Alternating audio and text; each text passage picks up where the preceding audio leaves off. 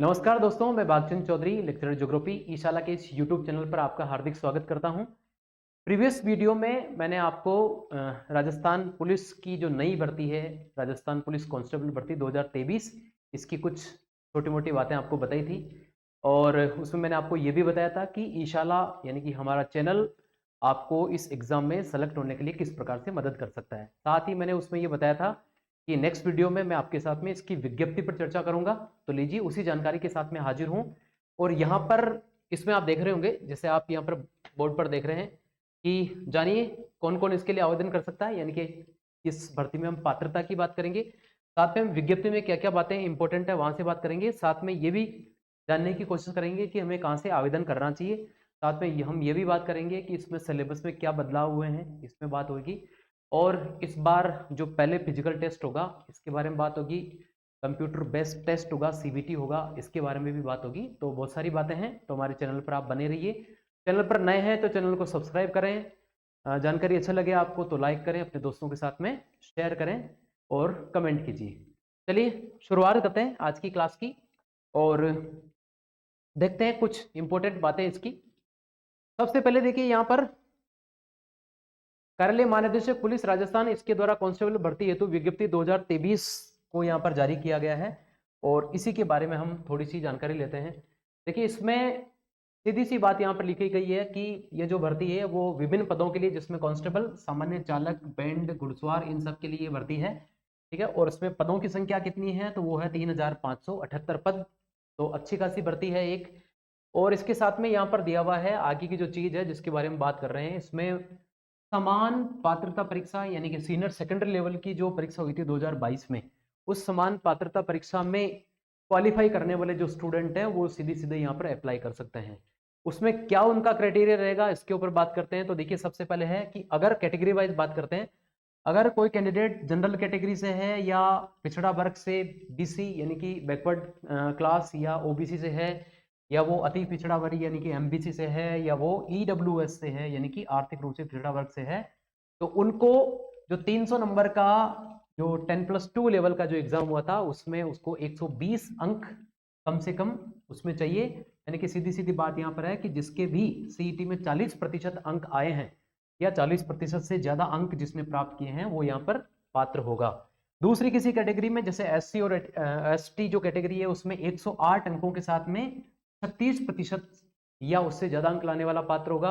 इसके अलावा ट्राइबल सब प्लान एरिया, टीएसपी जिसको हम बोलते हैं, उसमें 90 अंक लाने वाला या उसमें 30% या उससे ज्यादा, 90 या उससे ज्यादा अंक लाने वाला यहाँ पर पात्र होगा।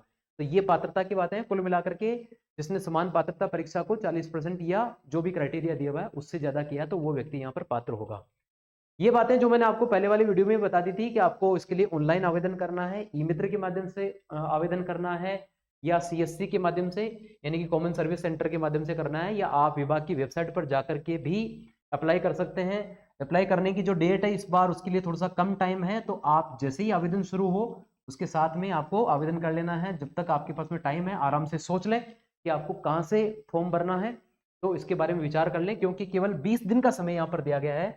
7 अगस्त 2023 से ये आवेदन शुरू होंगे और 27 अगस्त 2023 तक ये आवेदन का समय रहेगा, 20 दिनों के बाद होगा। इसका मतलब ये है कि अगस्त के अंत तक आवेदन होंगे, 3 दिन आपको इसमें त्रुटि सुधार का मौका मिलेगा।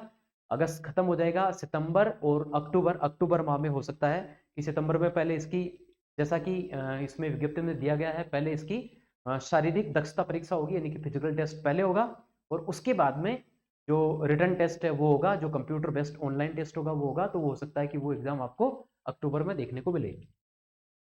चलिए आगे देखते हैं। और इसलिए यहाँ पर सीधा सीधा लिखा भी, आवेदकों को सलाह दी जाती है कि वो अंतिम डेट का वेट किए बिना उससे पहले ही यहाँ पर आवेदन कर दें। इससे पहले वाली वीडियो में मैंने ये बातें बताई थी। साथ में ये भी यहाँ पर है कि 28 तारीख से लेकर 28, 29 और 30 3 दिन के लिए आपको समय मिलेगा, जिसमें आप आपके आवेदन पत्र में अगर मान लीजिए कोई त्रुटि हुई है तो उस त्रुटि को सुधार सकते हैं। लेकिन त्रुटि कौन सी, वो त्रुटि इस प्रकार की, जैसे मान लीजिए कि आपके आवेदन करने के बाद में अगर आपने आपके आवेदन में किसी प्रकार का, जैसे मान लीजिए कि जिला या यूनिट एवं पद, इसके अंदर अगर आपने कोई गलती कर दी है तो उसमें सुधार होगा। नाम, पिता का नाम या डेट ऑफ बर्थ या कैटेगरी, उसमें किसी प्रकार का सुधार का मौका नहीं मिलेगा। इसलिए बिल्कुल भी गलती नहीं करें। जहां से आपको फॉर्म भरना है आप पहले डिसाइड कर लें, जिस पोस्ट के लिए आप फॉर्म भर रहे हैं उसको भी आप पहले डिसाइड कर दें, किसी प्रकार की गलती ना करें, क्योंकि गलती करने के बाद जो आप सुधार करेंगे, त्रुटि सुधार करेंगे, तो उसका एक अच्छा खासा शुल्क लगने वाला है, उससे आप बिल्कुल भी बचें। चलिए आगे देखते हैं।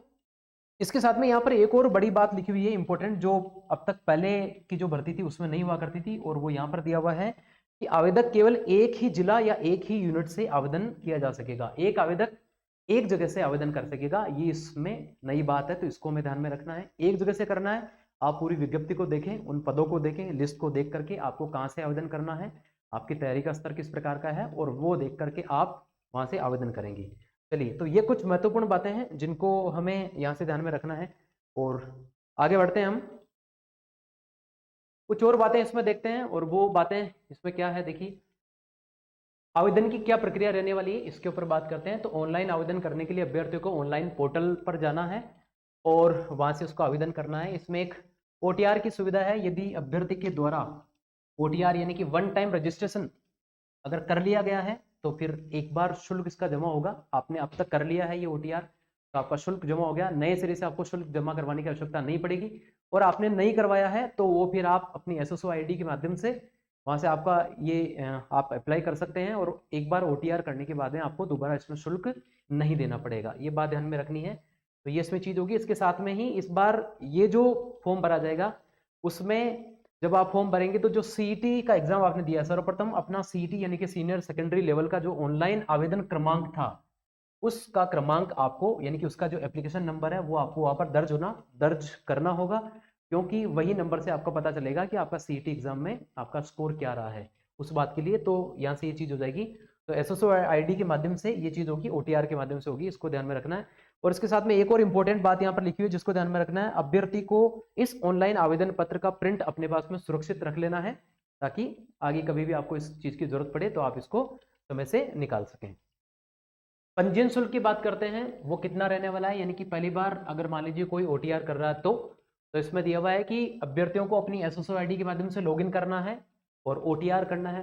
पहली बार अगर रजिस्ट्रेशन कर रहे हैं तो उसके ऊपर जाकर के और निर्धारित पंजीयन शुल्क देना है, और उसके बाद में अप्लाई करना है। कितना पंजीयन शुल्क रहने वाला था, देखिए यहाँ पर जनरल कैटेगरी और इसके साथ में अगर कोई क्रिमिलियर श्रेणी से है, क्रिमिलियर कौन कौन सा, अगर कोई व्यक्ति ओबीसी, एमबीसी और राजस्थान के बाहर के आवेदकों के लिए, यानी कि क्रिमिलियर वाले और जनरल कैटेगरी के जो कैंडिडेट है उनको 600 रुपए, और इसके साथ में बाहरी जो व्यक्ति है उनके लिए भी 600 रुपए का शुल्क होगा। और इसके अलावा राजस्थान की जो नॉन क्रिमिलियर श्रेणी के ओबीसी वाले कैंडिडेट हैं, अति पिछड़ा वर्ग वाले हैं और आर्थिक रूप से कमजोर वर्ग के हैं, अनुसूचित जाति यानी कि एससी के हैं, अनुसूचित जनजाति यानी कि एसटी के हैं, टीएसपी के हैं, सहरिया के हैं, उनसे 400 रुपए का शुल्क लिया जाएगा। तो ये शुल्क की बात हो गई। साथ में यहाँ पर यह भी दिया हुआ है कि शारीरिक दक्षता एवं मापतोल की परीक्षा इसमें पहले होने वाली है। तो समान पात्रता परीक्षा सीनियर सेकेंडरी लेवल, इसके आवेदकों से संबंधित जिला यूनिट की पदवार, वर्गवार, महिला पुरुष इनकी विज्ञप्तिक जो पद हैं उनकी एक मेरिट बनाई जाएगी, यानी कि जिन्होंने जो क्राइटेरिया है 40% से ऊपर वाला, उसको जिन भी व्यक्ति जो भी कैंडिडेट पूरा करता है उसमें से टॉप के जो 15% है उन कैंडिडेट को शारीरिक दक्षता परीक्षा के लिए बुलाया जाएगा, और ये वहां पर जो विज्ञप्तित पद हैं उसके हिसाब से इनको बुलाया जाएगा। तो ये चीज है। इसके अलावा दिया हुआ है कि शारीरिक दक्षता एवं मापतोल की परीक्षा हेतु ई प्रवेश पत्र उपलब्ध की सूचना समाचार पत्र और वेबसाइट में पृथक रूप से दी जाएगी। तो ये आपकी एसएसओ आईडी पर भी आ जाएगा और आपको सूचना भी मिल जाएगी, विभिन्न जो सोशल मीडिया प्लेटफॉर्म है वहां पर और न्यूज़पेपर में मिल जाएगा। वहां से आप अपना जो प्रवेश पत्र है, एडमिशन कार्ड, वो डाउनलोड करेंगे और उसके बाद में आप इस एग्जाम को देने जा सकते हैं। आगे बढ़ते हैं, आयु सीमा की बात कर लेते हैं। तो इसमें जो आयु रहने वाली है, यानी कि कौन से आयु वर्ग के बीच के या कितनी आयु इस फॉर्म भरने के लिए होनी चाहिए, तो इसमें देख लेते हैं। अगर सामान्य वर्ग का कोई कैंडिडेट है, जनरल कैटेगरी से है, यहाँ पर इधर कैटेगरी लिखी हुई है सारी, तो इसमें क्या होगा, तो इसमें देखिए आप पुरुष या महिला इन दोनों के लिए यहाँ पर एज दी हुई है। न्यूनतम जो तिथि है वो कितनी है, तो 1/1/2006 के बाद का जन्म नहीं होना चाहिए, यानी कि 1 जनवरी 2006 ये इसकी न्यूनतम आयु रहने वाली है। और अधिकतम ये पुरुषों और महिलाओं में अलग अलग है। पुरुषों में ये है 2/1 यानी कि 2 जनवरी 2000, और महिलाओं में है 2 जनवरी 1995 1995।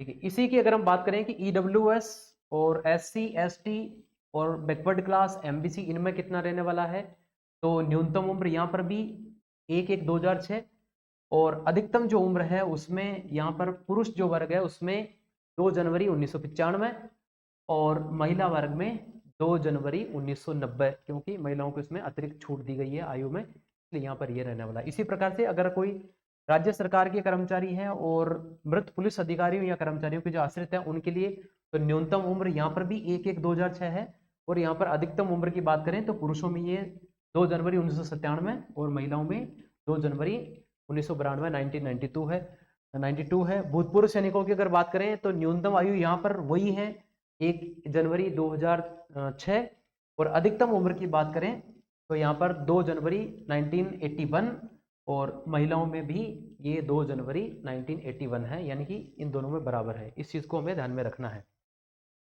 कांस्टेबल चालक पद की बात करते हैं। इससे पहले जो हमने बात की थी वो कांस्टेबल सामान्य पद के लिए थी। चालक पद के लिए अगर कोई व्यक्ति अप्लाई करना चाहता है तो यहीं पर वही बात, यहाँ पर वर्ग दिया हुआ है और यहाँ पर आपको इधर पुरुष और महिलाओं की उम्र वो लगभग इससे सेम ही है, 1 जनवरी 2006 सभी में वही है, और अधिकतम उम्र जो है वो यहाँ पर पुरुष और महिलाओं की अलग अलग दे दी जाएगी। ये इस विज्ञप्ति में है। ये आपको हमारा जो ईशाला का जो टेलीग्राम चैनल है ishala.org उस पर भी मिल जाएगा, और साथ में ये जो आपको डिस्क्रिप्शन बॉक्स में भी इसकी PDF आपको मिल जाएगी, तो आप वहां से इसको देख सकते हैं।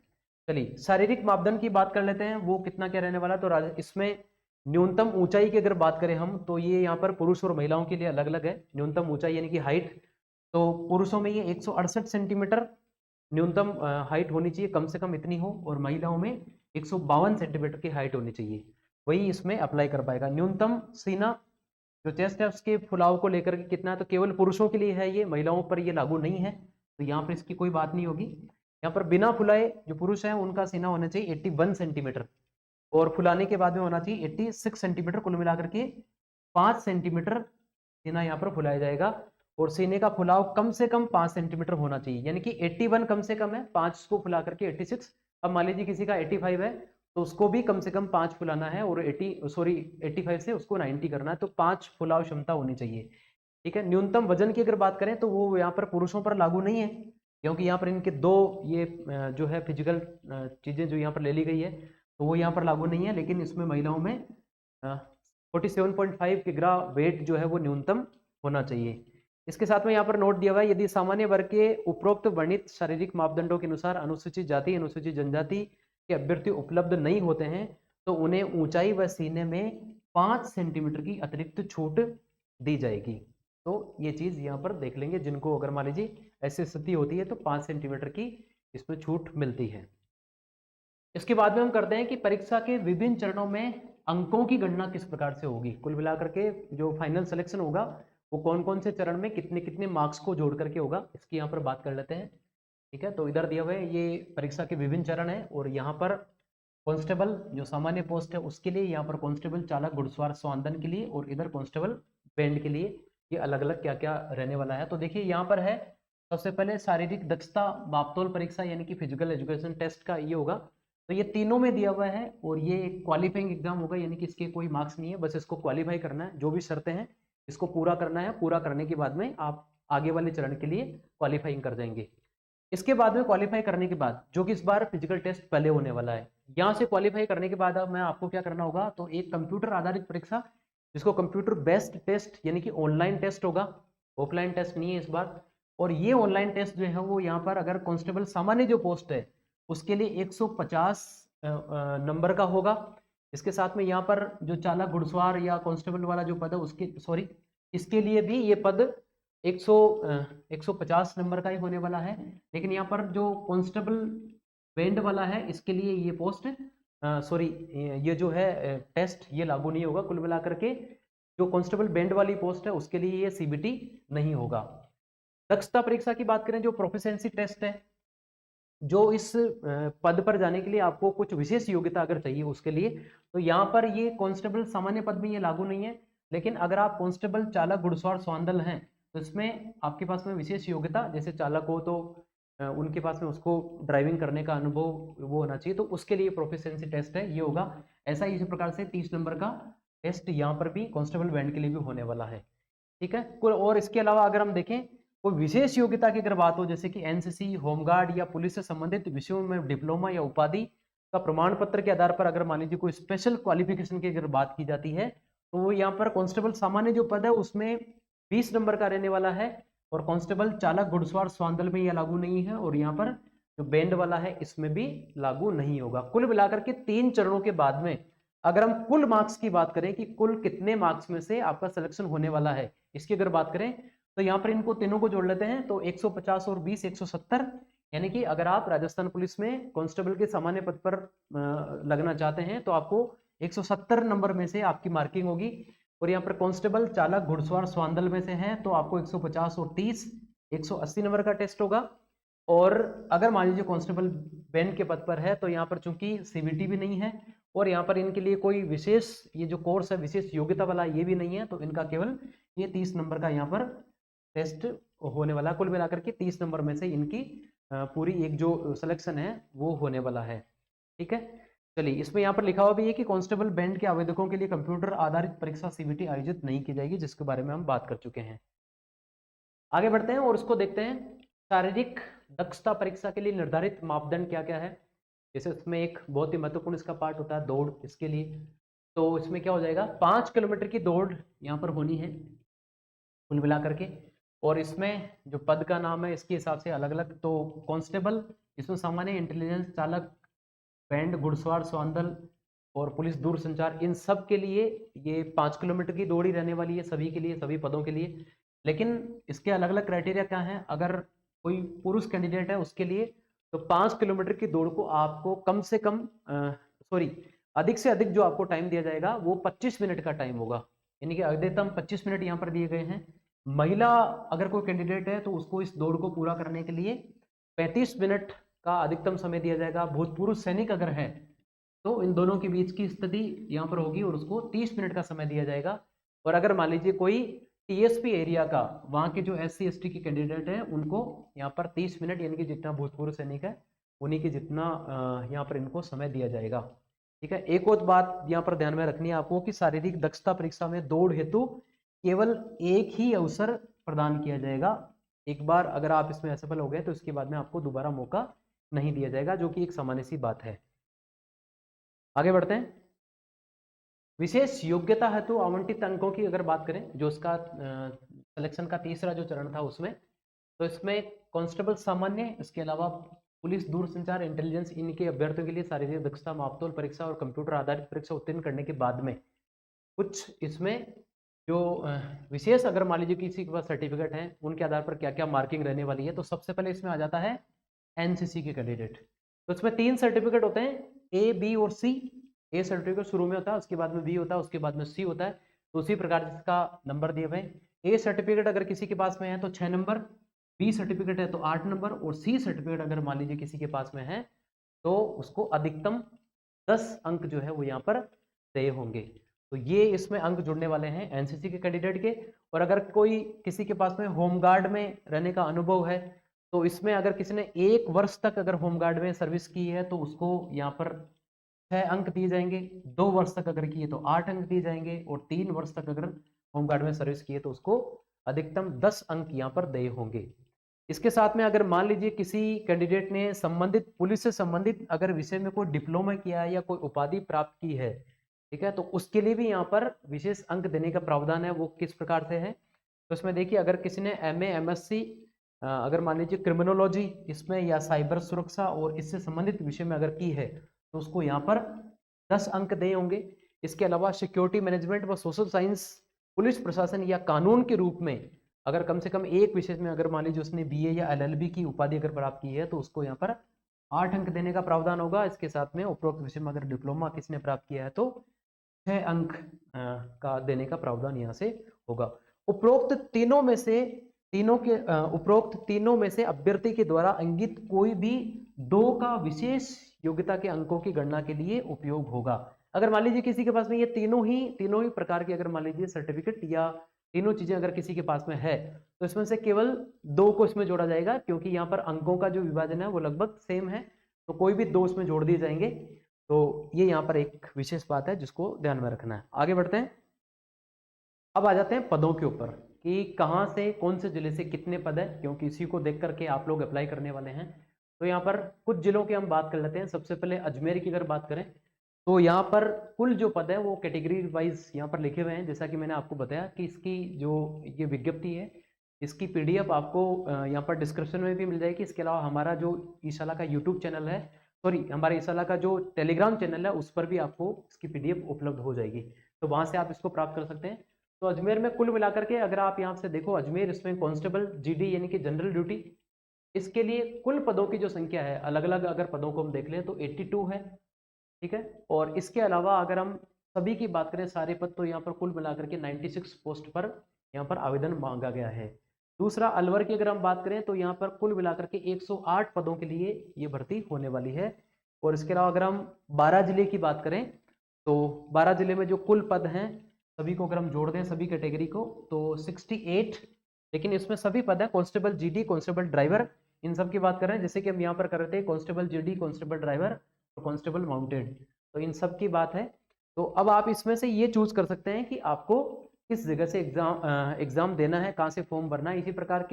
इसी प्रकार से अन्य जो जिले हैं उनका वर्गीकरण भी आपको यहाँ से मिल जाएगा। जैसे अगर बाड़मेर की बात करें तो यहाँ पर कुल मिलाकर के अगर कांस्टेबल जीडी की बात करें तो यहाँ पर अच्छे खासे पद है, 145 पद यहाँ पर दिए गए हैं। और कुल पदों की अगर बात करें तो 159 है।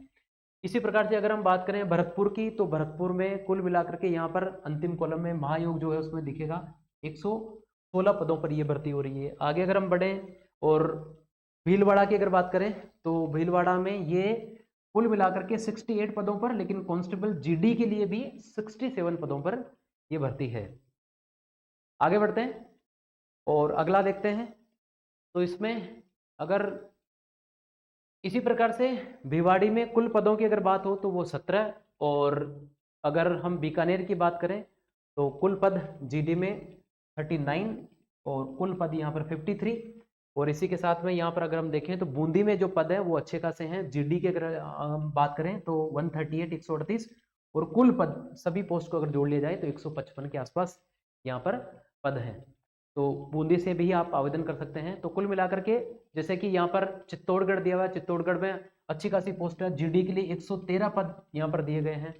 और इसके साथ में ही अगर सीआईडी सीबी इनके लिए, आईबी इनके लिए अलग अलग अगर पोस्ट की बात करें तो 46, ठीक है। और कुल मिलाकर के 54 पद हैं। और दौसा की अगर हम बात करें तो 110, जीडी के लिए 110 पद हैं। और बाकी अगर सारी अगर पोस्ट को मिला दो, कांस्टेबल जीडी, कांस्टेबल बैंड, इन सबको, तो 111 पद। तो इस प्रकार से अलग अलग जिले में जो पदों की संख्या है उसको आप इस विज्ञप्ति के माध्यम से देख सकते हैं और आप ये सिलेक्शन कर सकते हैं कि आपको इस एग्जाम को कहाँ से देना है, कहाँ से आप कॉन्फिडेंट है इसके बारे में। साथ में मैं आपको ये बता देता हूँ कि हमारे इस ईशाला के इस यूट्यूब चैनल पर कांस्टेबल के लिए बिल्कुल जीरो से आज से ही एक क्लास शुरू हो गई, सॉरी कल से एक क्लास शुरू हो चुकी है ज्योग्राफी की, जिसमें बिल्कुल बेसिक ज्योग्राफी पढ़ाई जा रही है। इसके साथ में हमारे इस चैनल पर रीजनिंग की क्लासेस काफ़ी टाइम से चल रही है, जिसमें 3-4 टॉपिक अलग अलग पार्ट में अलग अलग क्लास में हो रहे हैं और बहुत ही अच्छे लेवल से आपको पढ़ाया जा रहा है। और मैं आपको ये दावे के साथ कह सकता हूँ कि जो निःशुल्क क्लासेस हम उपलब्ध करवा रहे हैं वो निश्चित रूप से आपके सिलेक्शन में मददगार होगी। तो आप हमारे चैनल पर नए हैं तो चैनल को सब्सक्राइब कीजिए, लाइक कीजिए, कमेंट कीजिए, शेयर कीजिए अपने दोस्तों के साथ में और हमारे साथ में बने रहिए। Thank you.